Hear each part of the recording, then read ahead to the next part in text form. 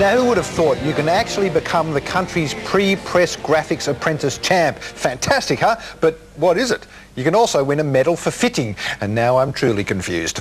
Those jobs are just two of the wide variety of positions available for apprentices to train for, and there's just been a national competition that showcases Australia's best apprentices in over 30 different categories. Let's have a look.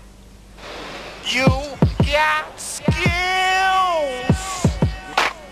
You got skills, bring it on. Let us get up on the mic and start to spit up on these songs. All these cats in this bitch think they lyrically strong. Don't be afraid to let them know that you overmatched. We're here at the World Skills Australia National Competition. It's an event for apprentices and trainees who have come through our regional competition format for the opportunity to compete against the best in Australia, to be titled the best of the best. It covers 50 different skill categories, ranging from carpentry, which you can see behind me, through to beauty care, hairdressing, floristry, bricklaying. We have a multitude of categories down here. It's all about raising the profile of trades and skills so that we can hopefully get more young Australians involved in those careers that are in a shortage at the moment. What we try to do is we try to put the winners up on a platform, I suppose, to promote skills excellence, and it gives us as a nation an opportunity to really benchmark our skills against the rest of the world. I finished my diploma about 2 weeks ago. I was studying at Box Hill TAFE under Innovator Institute, and it went for 18 months, the diploma, so it's good to finally finish. I've got a job waiting for me up at Junk Island as a spa therapist, so I'm very excited to be doing that.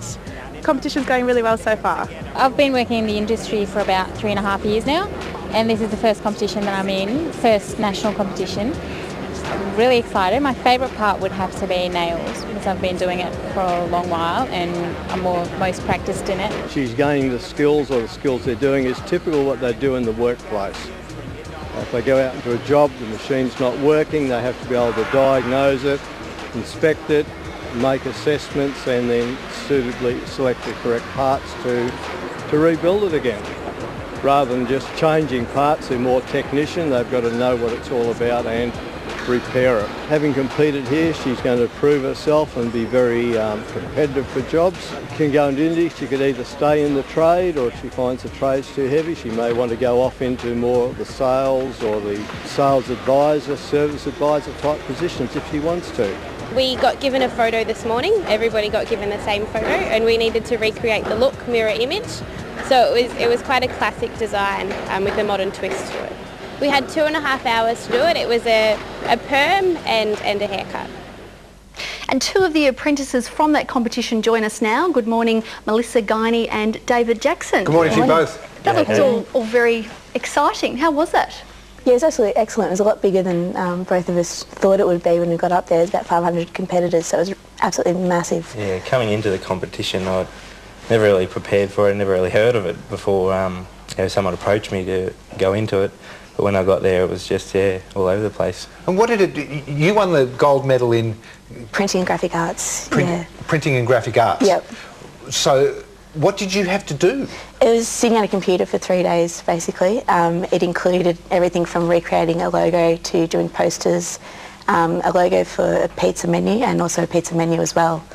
So they just gave that to you on the day and you just had to do it all off the top of your head? Gave us a brief in the morning, said this is what the client wants to achieve, this is the target market, create your artwork for it. And how many people were you up against? 9 people. And did you have a look at what they were doing as well? Tried to, but we couldn't really tell. We had our computers sort of our backs to each other, so we couldn't tell what everyone was doing. Right, and sorry. Was it nerve-wracking? It would have been like being in an exam or something. Yeah, and I had a couple of computers crash on me as well and swapped over, so it was very nerve-wracking, but it was excellent in the end. And David, what did you have to do? I had to make a component, just it's hard to explain what it is because it doesn't really have a use. But, Good. It's just stick stuff together. Just stick stuff together, and basically in the end it's got to do what it's supposed to do. Just a little spindle and air blows. And what are you doing this against the clock or something? Is there a time restriction? Yeah, I had 21 hours, 7 hours over 3 days. I don't know how much. We had 18 hours. 18 hours. Yeah. So and now you were silver medalist. Yeah. And you were gold medalist in your area. Yep.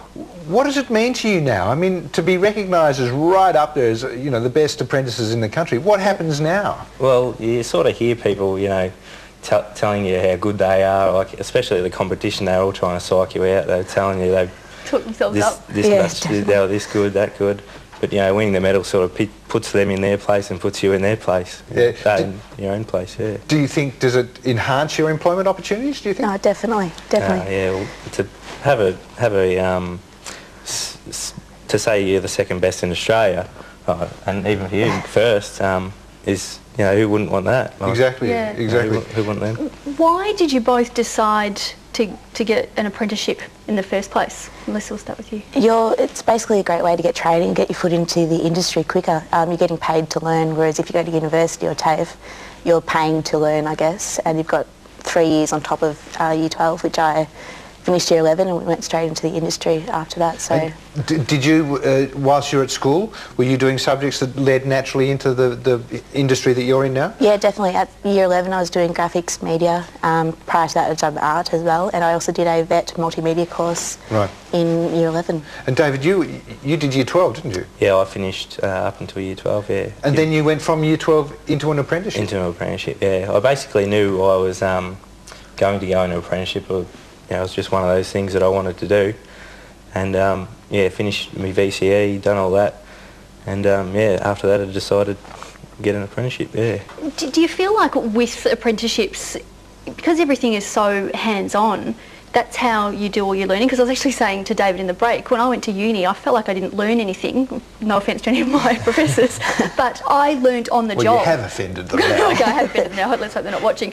But do you feel like with the apprenticeship, because it's so hands-on, that's why you learn so much? Yeah, definitely. A lot of, in my industry in particular, a lot of students come out of university and they're not used to deadlines at all. They sort of struggle a bit the first few months, whereas I'm used to the deadlines straight away, so it's not as daunting an experience. Yeah. I found with the engineers and whatnot that I work with that haven't really been out in the trade much, they sort of struggle to deal with the people that they're working with, like, because the apprentices are used to doing things their way, but the people that come out of university, they're used to sort of doing things by the book. They haven't really learnt how to do things with, you know... Yeah. They don't know how to dodgy it up. Yeah, they don't know how to do that, exactly, yeah. As the winner of your section, do you now go on to the international competition? Yes, because there is an international world work skills competition? Yeah, it's in Calgary in Canada, which is, I'm pretty sure it's September of next year. So you go to that. Do you know what's required of you there? Do they reveal anything beforehand, or is it just... Not really. I think it's pretty much the same as leading up to the national competition. We have a fair idea of what's going to be there, but don't know what exactly we're going to have to do. It's a 4-day competition, whereas the nationals was 3 days. And as far as I know, it's all we pretty much know. There's a lot of training to do beforehand with RMIT and a couple of teachers. But yeah, that's sort of all we know. And part of that training, you actually get to go to Taiwan, is that right? Yeah, me and Sarah Jones, teacher from RMIT, will be going to Taiwan as a pre-comp mock-up competition, which is excellent. So you're getting to travel and everything? Yeah, definitely, which is, I can't wait. So. Well, congratulations to you both. It's terrific, and it's terrific for your future too. I wish you all the best. Thank you for your time this morning. Thank you. Good luck in your careers and good luck in the international competition. Thanks, Chris.